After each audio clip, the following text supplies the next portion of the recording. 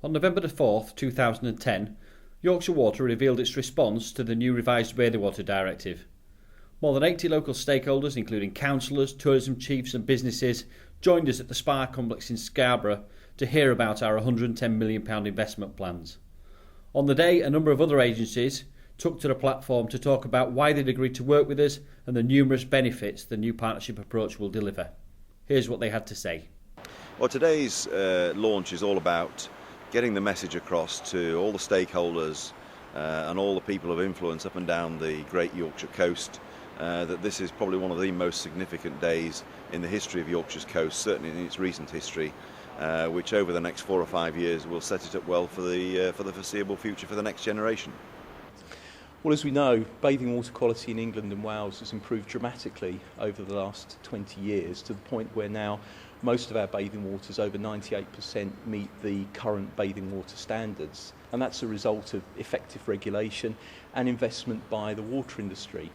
The new revised bathing water directive simply raises the bar.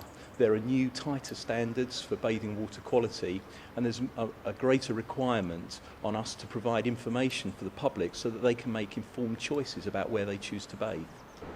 Well, local authorities have got a very important role, not just in this particular aspect, but also aspects of community life. We're responsible for the general well-being of our communities, and that's economic well-being, health well-being, sustainability and climate change and everything. And this is a very important project for the future of our communities.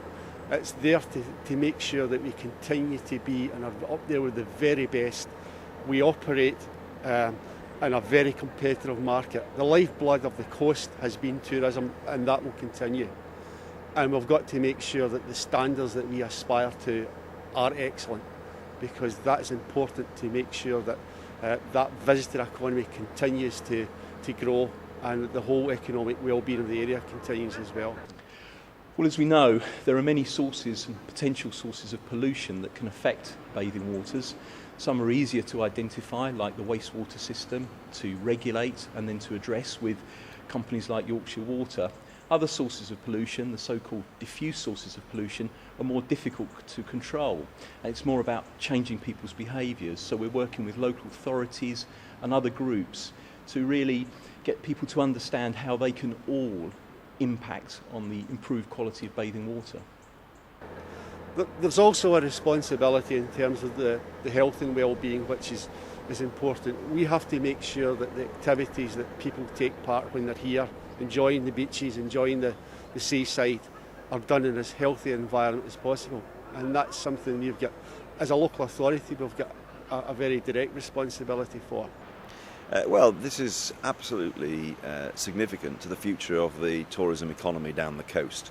When we achieve our goal of getting 8 blue flag beaches, that will mean we'll have the finest beaches and bathing water anywhere in Europe, possibly only matched by Portugal, but even that is probably open to debate.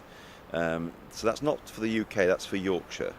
So what that means is that the pounds, shillings and pence that will follow on the back of that will be really significant. So to secure jobs down the coast and to grow the economy, which is our clear aim, this is absolutely paramount to that.